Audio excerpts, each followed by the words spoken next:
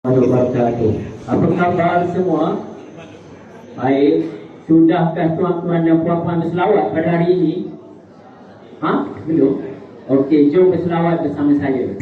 Allahumma salli ala Sayyidina Muhammad. A'udzubillahi minasyaitonir rajim.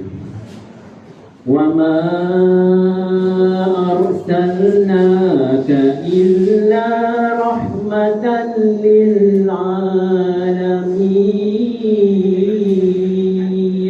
Surah Al-Anbiya ayat 107, yang bermaksud, tidak kami utuskan engkau wahai Muhammad melainkan sebagai rahmat kepada sekalian alam. Nabi Muhammad Rasul junjungan, pembawa rahmat ke seluruh alam. Akhlak mulia jadi ikutan, insan contoh siang dan malam.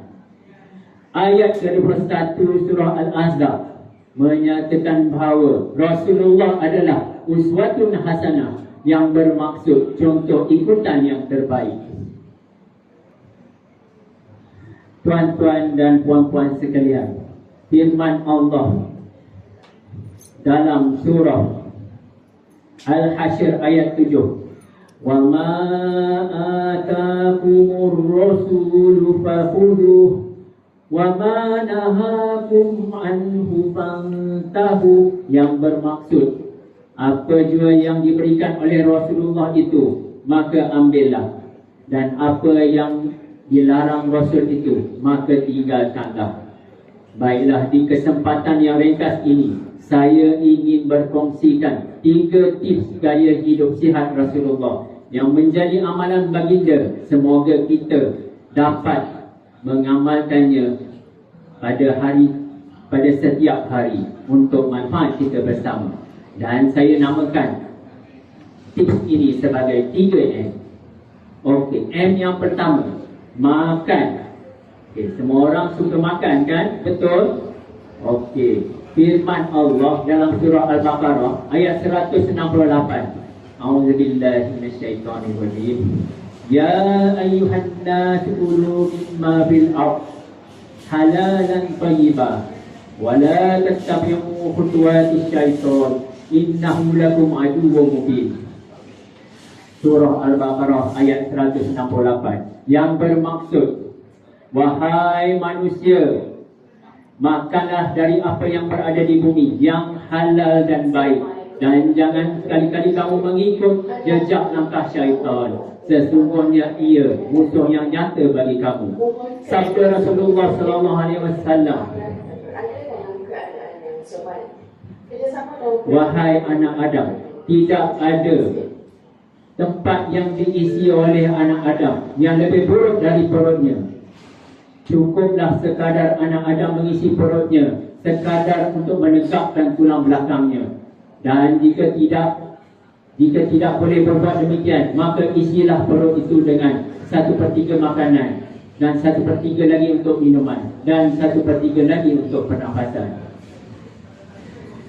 Tuan-tuan dan puan-puan, bagaimana tubuh badan Rasulullah? Badan Rasulullah bersaiz sederhana, mantap, tegak, berotot, dan yang penting tidak buncit. Tuan-tuan dan puan-puan, pendek kata, badan Rasulullah sedap mata memandang.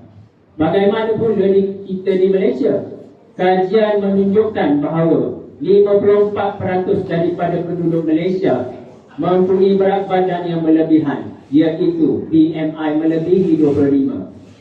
Ini menunjukkan lebih separuh daripada penduduk kita telah makan terlalu banyak sehingga kan melebihi berat badan. Penyakit obesiti merupakan satu masalah yang menular di Malaysia. Ia akan membawa kepada penyakit-penyakit lain seperti kencing manis, darah tinggi, penyakit lutut dan sebagainya. Dan ini akan melemahkan kita sebagai umat Islam. Jadi, mulai hari ini, marilah kita berazam tidak makan terlalu banyak. Jangan ikut nafsu. Makan ikut keperluan, bukan ikut syaitan. M yang seterusnya, bersukan, main atau beriadah. Nabi, ketika Nabi berjalan, beliau berjalan laju seperti menuruni anak bukit. Dan Nabi menganjurkan memanah, berenang dan berkuda seperti mana sabda Rasulullah, ilmu warkabu, memanahlah dan menungganglah kuda. Nabi pernah berlumba lari dengan Aisyah, dan juga Nabi juga pernah mengalahkan seorang ahli kusti yang handal bernama Rukanah sebanyak 3 pusingan. Jadi tuan-tuan dan puan-puan, marilah kita bersikap acaknya dengan keadaan tubuh fizikal kita. Marilah kita beriadah supaya dengan beriadah ini dapat kita meningkatkan kecerdasan fizikal dan mental. Dan bersukan juga dapat menggerakkan silaturahim. Cuma jagalah tata tertib mengikut syariat Islam, seperti menjaga aurat, menepati waktu solat dan tidak melakukan persoalan bebas. M yang ketiga, tidak merokok. Merokok adalah dilarang oleh Islam. Wala tulqu bi aydikum ila tahlukah. Firman Allah dalam surah Al-Baqarah ayat 195. Janganlah kamu sengaja mencampakkan diri kamu ke bahaya kebinasaan. Dan Nabi Muhammad juga bersabda, la darara wa la dirar, iaitu janganlah kamu mudaratkan diri dan orang lain. Merokok merupakan satu masalah yang besar di negara kita. Lebih kurang 19% merokok dan 6% menghisap vape. Jadi marilah kita menghindarkan masalah ini. Sekiranya Rasulullah masih ada, laukana bainana, Rasulullah tentu tidak suka kita terlibat dalam perkara-perkara yang melalaikan ini. Merokok merupakan satu masalah yang menyebabkan akhlak perokok itu rosak, dan juga menyebabkan penyakit kepada perokok itu sendiri dan juga orang-orang di sekitarnya, dan juga membazirkan masa dan waktu. Jadi ayo, marilah kita berubah ke alam baru. Sekarang sudah masanya untuk kita berubah. Marilah kita mengikuti, berazam untuk mengikuti setiap gaya hidup dan sunnah Rasulullah, agar umat kita menjadi kuat dan sehat, seterusnya mampu melebarkan dakwah seperti mana yang telah dilakukan oleh Rasulullah pada masa dahulu. Nabi Muhammad telah berkorban sedaya upaya untuk kesejahteraan kita semua. 1400